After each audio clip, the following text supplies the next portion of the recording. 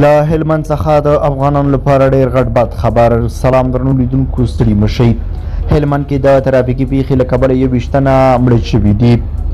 د اسلامي امارت تر واک لاندې خبري سرچینې وایي د هلمند ولایت د ګرشک ولسوالۍ په یخچال سیمه کې د ترافیکي پیښې له کبله 21 تنه مړه شوي دي، 11 نور ټپیان دي.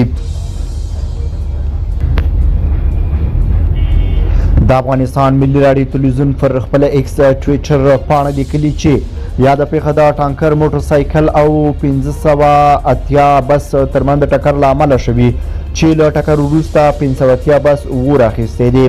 د دغه پیښې ټپیان د درملنې په موخه د ګرشک او لښکرګاه ایمرجنسي روغتونونو ته لیږدول شوي دي. پیښه د یکشنبې په ورځ ګهیځ شاوخوا 5 بجې شوې ده. ویل شوي چې مسافر وړونکي بس له هراته کابل ته روان وو. د تیرو کلونو په څیر په روان 1402 مریض کال کې هم په افغانستان کې ترافیکي پیښو د سلګونه کسانو ژوند اخیستی دی. چارواکي وایي ډیره مرګ ژوبله پر لویو لارو شوې ده او سږ کال څه باندې 3000 ترافیکي پیښې ثبت شوي دي.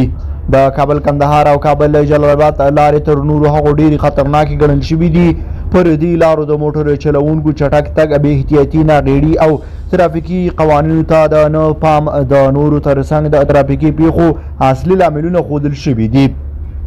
د اسلامي امارت حکومت کې د ترافیکو پولیسو د عمومي ریاست د پلانونو او تګلارو مشر عبدالودود خیرخوا وړاندې بي بي سي ته وویل په تېرو 10 میاشتو کې څه باندې 1400 کسانو په ترافیکي پیښو کې خپل ژوند بایللی دی.